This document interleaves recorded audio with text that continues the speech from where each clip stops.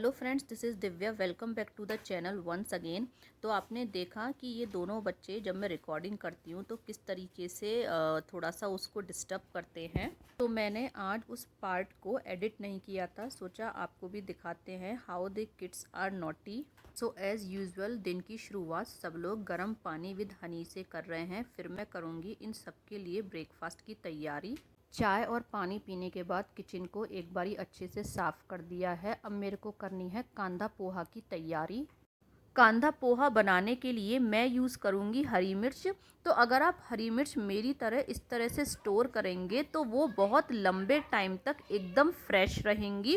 तो आपने क्या करना है, हरी मिर्च को पहले वॉश कर लेना है और अच्छे से पंखे के नीचे सुखा लेना है। उनमें बिल्कुल भी पानी नहीं होना चाहिए। और फिर उनकी स्टेम निकाल के नीचे टिश्यू लगा देना है और ऊपर टिश्यू लगा देना है और एक एयर टाइट कंटेनर में फ्रिज में रख देना है। इस तरीके से अगर आप हरी मिर्च स्टोर करेंगे तो वो बहुत लंबे टाइम तक फ्रेश रहेंगी। कांदा पोहा बनाने के लिए मैंने कढ़ाई में लिया है ऑयल और उसमें मैंने डाली है राई यानी कि मस्टर्ड सीड। राई थोड़ी सी क्रैकल हो गई है। इसी के साथ मैं इसमें डाल दूंगी थोड़ी सी हल्दी और साथ में ही मैं डाल दूंगी थोड़ी सी हींग यानी कि एसफेटेडा। राई हींग हल्दी को भुनने के बाद मैंने इसमें डाल दिए हैं थोड़े से करी पत्ता। करी पत्ते को भी भून लेते हैं।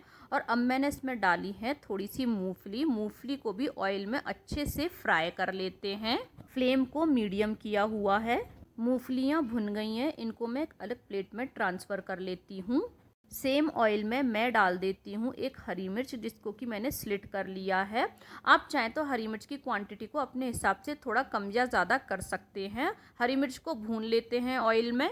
हरी मिर्च के फ्राई होने के बाद मैं इसमें डाल रही हूँ एक मीडियम साइज़ का अनियन जिसको कि मैंने बारीक इस तरीके से काट लिया है। अनियन को भी मीडियम फ्लेम पर थोड़ा सा ट्रांसलूसेंट होने तक भून लेते हैं।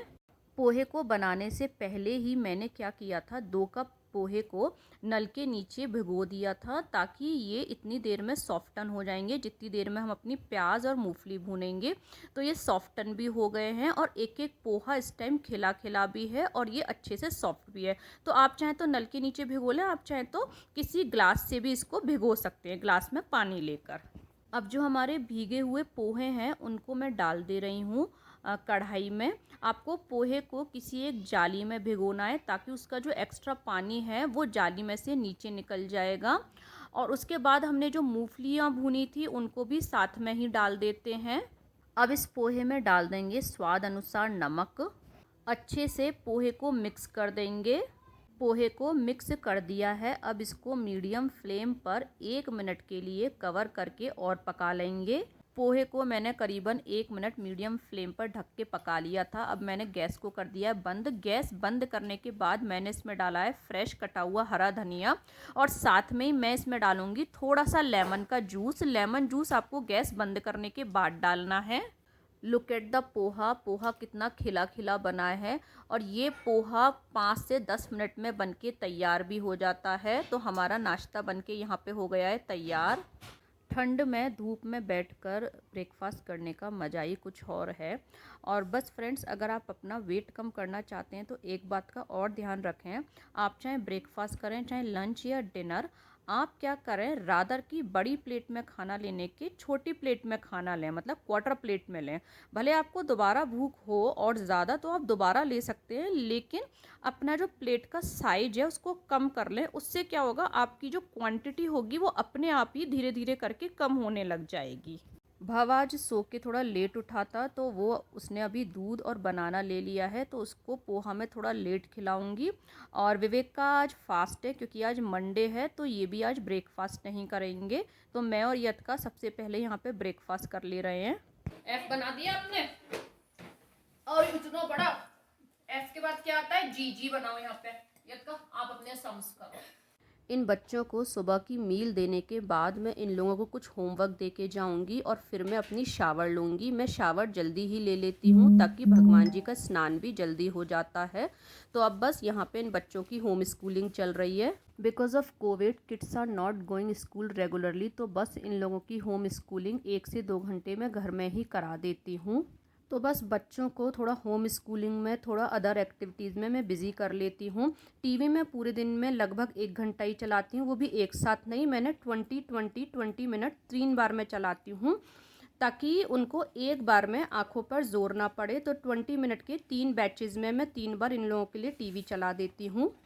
मोबाइल, आईपैड, लैपटॉप्स की आदत तो मैंने बच्चों को बिल्कुल ही नहीं डाली है। तो बस होम स्कूलिंग के बाद मैं अपना शावर लूँगी और फिर भगवान जी को स्नान कराऊँगी। बच्चों को 1 घंटे के आसपास का होमवर्क दे दिया है, मैंने शावर भी ले लिया है और अब बस मैं भगवान जी को स्नान करा रही हूँ। मैंने अपनी कई वीडियोज़ में शेयर किया है कि हमें अपने 24 घंटे में से 10 से 15 मिनट का टाइम भगवान जी की पूजा के लिए ज़रूर निकालना चाहिए। मैंने अपने एक ब्लॉग में शेयर किया था कि श्री कृष्ण भगवान हमारे 3 तरीके के तापों का विनाश करते हैं। तापत्राय विनाशाय श्री कृष्णाय वयम नमः। और वो ताप हैं दैहिक, दैविक, भौतिक। तो जो श्री कृष्ण भगवान हमारे 3 तरीके के तापों का विनाश करते हैं, उनकी पूजा के लिए हमें 5 से 10 मिनट का टाइम ज़रूर निकालना चाहिए। या अगर हम इस वाली बात को दूसरे तरीके से देखें तो हम ऐसे भी देख सकते हैं कि कोई तन दुखी, कोई मन दुखी, कोई धन बिन रहत उदास, कि कोई इंसान तन से दुखी है, कोई मन से, कोई धन से, लेकिन सुखी कौन है? थोड़े थोड़े सब दुखी, एक सुखी राम को दास। तो थोड़े थोड़े इस संसार में सभी दुखी हैं, कोई तन से, कोई मन से, कोई धन से, लेकिन अगर कोई सुखी है तो वो सुखी है राम को दास। तो जो कृष्ण और राम भगवान हमारे 3 तरीके के तापों का विनाश करते हैं, उनके लिए पूरे 24 घंटे में से 10 मिनट का टाइम हमें ज़रूर निकालना चाहिए। जैसे अगर हम उदाहरण के तौर पर देखें तो रिक्शे वाले जो होते हैं वो पूरे दिन में बहुत मेहनत करते हैं, सवारियों को एक जगह से दूसरी जगह ले जाते हैं, फिर भी वो धन से बहुत ज़्यादा दुखी होते हैं। उसी तरीके से जैसे कई लोग बहुत रिच होते हैं, उनके पास पैसे की कोई कमी नहीं होती है, लेकिन फिर भी वो अपने शारीरिक कष्ट से बहुत ज़्यादा दुखी होते हैं। तो इसी प्रकार कोई इंसान तन से दुखी है, कोई मन से, कोई धन से, लेकिन अगर कोई सुखी है तो वो वही है जिसने कि अपने आप को कृष्ण और राम का दास बना लिया है। अरहर की दाल तो जितनी देर 15 मिनट में मैंने अपनी पूजा करी थी, उतनी देर अरहर की दाल को भिगो दिया था। मैंने यहाँ पे 1 कप दाल ली है। अगर आपके पास टाइम नहीं हो तो आप नहीं भी भिगोएंगे तो भी चलेगा। मैंने इसको 15 मिनट भिगोया है। यहाँ मैंने इंस्टेंट पॉट का बर्तन ले लिया है। इसमें मैं डाल दूंगी अपनी 1 कप भिगोई हुई दाल। उसका पानी मैं निकाल देती हूँ। तो मैंने जो कप यूज़ करा है वो इस साइज का है। अब 1 कप दाल के लिए मैं इसमें डालूंगी 3 कप पानी, यानी जो पानी का रेशो रहता है वो 1:3 का रहता है इंस्टेंट पॉट में। इंस्टेंट पॉट के बर्तन में 3 कप पानी डाल दिया है। अब हम इसमें डालेंगे स्वाद अनुसार नमक और थोड़ी सी हम इसमें डालेंगे हल्दी। हल्दी नमक डालने के बाद एक बारी मिक्स कर देंगे। दाल के बर्तन को रख देते हैं इंस्टेंट पॉट में। तो ये है मेरा इंस्टेंट पॉट और लिड को लगा देते हैं। इसकी लिड में जो आपको ऊपर नोब दिख रही है ना, उसमें 2 ऑप्शन होते हैं, एक वेंटिंग का और एक सीलिंग का। तो इसको मैं कर दूंगी सीलिंग वाली जगह। जैसे ही आप प्लग लगाएंगे इसमें ऑफ लिखा आएगा। आपको सबसे पहले प्रेशर कुक करना है और कीप वार्म को आपको ऑफ कर देना है। मैं इस दाल को कुक कर रही हूँ हाई प्रेशर पर 5 मिनट के लिए। तो 5 मिनट में हमारी दाल बन के रेडी हो जाएगी। पर आपको इसका प्रेशर अपने आप नहीं निकालना है, इसका प्रेशर अपने आप ठंडा होने देना है। एक बार मैं आपको और बता देती हूँ, इसकी जो ये नोब है ये सीलिंग की तरफ होनी चाहिए, वेंटिंग की तरफ नहीं होनी चाहिए। आपको यहाँ पे वेंटिंग लिखा हुआ दिख रहा होगा। तो अगर मैं इसको वेंटिंग की तरफ करूँगी यानी कि दाल का जो प्रेशर है वो निकल जाएगा। तो इसलिए हमको इसको सीलिंग की तरफ ही रखना है। जब तक दाल हमारी इंस्टेंट पॉट में पक के तैयार हो रही है तब तक मैं यहाँ पर भप को फटाफट से उसका नाश्ता करा देती हूँ। सी फ्रेंड्स, इंस्टेंट पॉट में 5 मिनट में हमारी अरहर की दाल पक के तैयार हो गई है। मेरे को थोड़ी खड़ी दाल खाना पसंद है तो मैंने इसको 5 मिनट कुक किया है। अगर आपको एकदम मैश्ड दाल खाना पसंद हो तो आप इसको 6 मिनट तक भी कुक कर सकते हैं। अब हम लगा लेते हैं दाल में तड़का। दाल में तड़का लगाने के लिए मैंने पैन में लिया है घी। घी पे डाला है मैंने थोड़ा सा जीरा, राई और हींग, और साथ में मैं डालूंगी थोड़ा सा करी पत्ता। जब भी आप अरहर की दाल में तड़का लगाएं तो उसमें थोड़ी सी राई और करी पत्ता ज़रूर डालें। उससे क्या होगा, उसमें जो टेस्ट है वो थोड़ा सा साउथ इंडियन जैसा लगेगा। इन चारों चीज़ों को घी में मीडियम फ्लेम पर थोड़ा सा भून लेते हैं। उसके बाद मैं इसमें डालूंगी टमाटर की प्योरी। मैंने टमाटर की प्योरी हैंड ब्लेंडर से बना ली थी और इसमें मैंने 1 मिर्च और थोड़ा सा अदरक का टुकड़ा भी डाल दिया था। मिक्स कर लेते हैं और उसके बाद हम इसमें डालेंगे कुछ ड्राई मसाले। ड्राई मसाले में मैं इसमें डाल रही हूँ सूखा धनिया पाउडर, जीरा पाउडर, गरम मसाला पाउडर और थोड़ी सी लाल मिर्च का पाउडर। खटाई मैं इसमें नहीं डालूंगी क्योंकि खटाई की जगह हम यूज़ करेंगे लेमन का दाल बनने के बाद। अब इस टमाटर के मसाले को तब तक पका लेते हैं जब तक कि इससे घी रिलीज़ नहीं हो जाता है।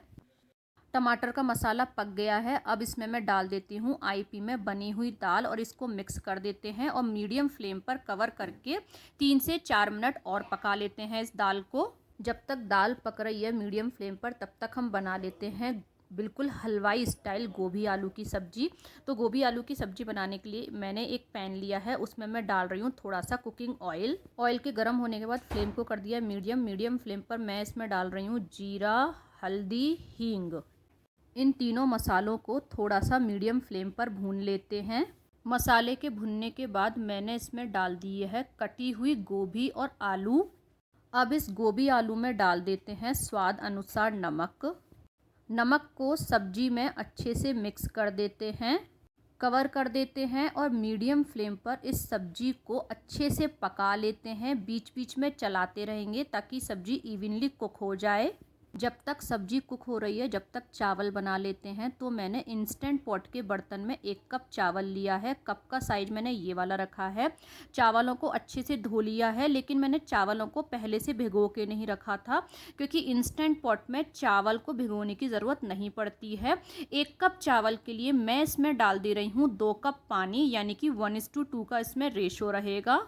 1 कप के आसपास मैं इन चावलों में डाल रही हूँ घी। घी डालने से चावल टेस्टी भी बनते हैं और खिले खिले भी बनते हैं।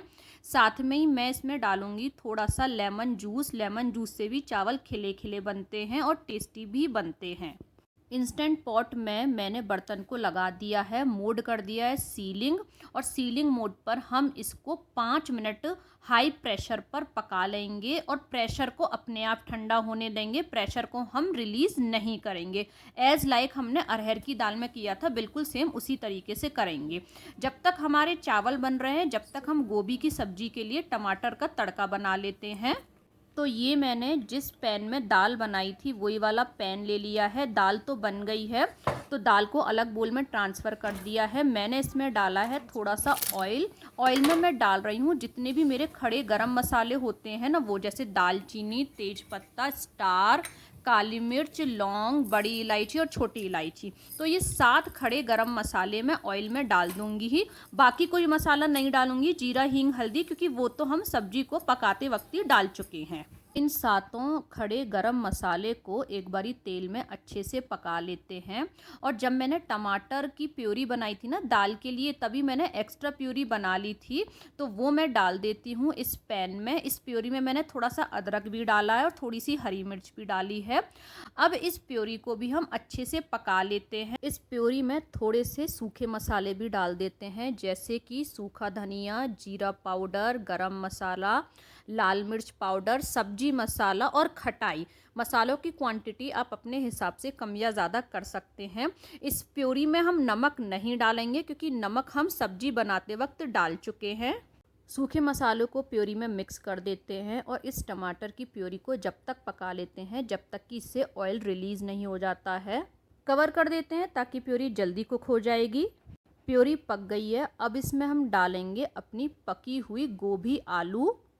सब्जी को प्यूरी में अच्छे से मिक्स कर देते हैं। मिक्स करने के बाद सब्जी में डाल देते हैं थोड़ा सा पानी। पानी की क्वांटिटी आप अपने हिसाब से थोड़ा कम या ज़्यादा कर सकते हैं। सब्जी को एक बारी और मिक्स कर देते हैं और अब हम क्या करेंगे, सब्जी को कवर करके मीडियम फ्लेम पर 10 मिनट के लिए और पका लेंगे। चलिए, जब तक सब्जी 10 मिनट कुक हो रही है जब तक हम बना लेते हैं बटर मिल्क। तो बटर मिल्क बनाने के लिए मैंने यहाँ पे क्या किया था, थोड़ा सा दही लिया था, उसको फेंट लिया था और उसमें डाल दिया है मैंने पानी बटर मिल्क की कंसिस्टेंसी को एडजस्ट करने के लिए। इसमें मैंने डाला है सादा नमक, काला नमक, पुदीना पाउडर और थोड़ी सी मैंने चीनी डाली है। और ये जो आपको पाउडर दिख रहा है ये 6 मसालों का घर का बना हुआ पाउडर है। इसकी रेसिपी ऑलरेडी मेरे चैनल पर है। इस मसाले को मैंने क्या किया है, मिक्सी में पीस लिया है और इसको मैंने डाल दिया बटर मिल्क में। इस मसाले से अगर आप बटर मिल्क बनाएंगे तो ये एसिडिटी में बहुत फ़ायदा करता है और टेस्ट भी बढ़ा देता है बटर मिल्क का। अब बस इसको मिक्स कर लेते हैं और यहाँ पे हमारा बटर मिल्क भी बनके हो गया है रेडी। तो ये लीजिए 5 मिनट में हमारे एकदम खिले खिले आईपी में चावल बन के भी हो गए हैं तैयार।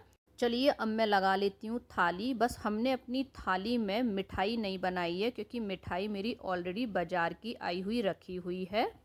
आपको गोभी आलू सर्व करने से ही लग रहा होगा एकदम हलवाई स्टाइल बनी है। आप इस तरीके से एक बार गोभी आलू को ज़रूर ट्राई करना। This is the pure veg thali without onion garlic. तो थाली हो गई है तैयार ठाकुर जी का भोग लगाने के लिए। आओ भोग लगाओ मेरे मोहन, रुचि रुचि भोग ऐसा भोग लगाओ मेरे मोहन, सब अमृत है ए मेरे मोहन, मुझको अपना बना लो मेरे मोहन, मेरी अंतःकरण शुद्ध करो मेरे मोहन। जितनी देर में मैंने खाना बनाया था उतनी देर में बच्चों को भी विवेक ने शावर दे दिया है। दोनों बच्चे नहाकर खाना खाने के लिए हो गए हैं तैयार। टाइम हो गया है दोपहर के 2। तो हम लोग ना 2 बजे तक मोस्टली लंच कर लेते हैं। तो बस अब मैं इन बच्चों को दूंगी इनका लंच। इस व्लॉग को मैं यहीं पे करती हूँ एंड। व्लॉग अच्छा लगा हो तो लाइक करें, फ्रेंड्स फैमिली के साथ शेयर करें, चैनल को सब्सक्राइब करें, become a part of our family. Thank you.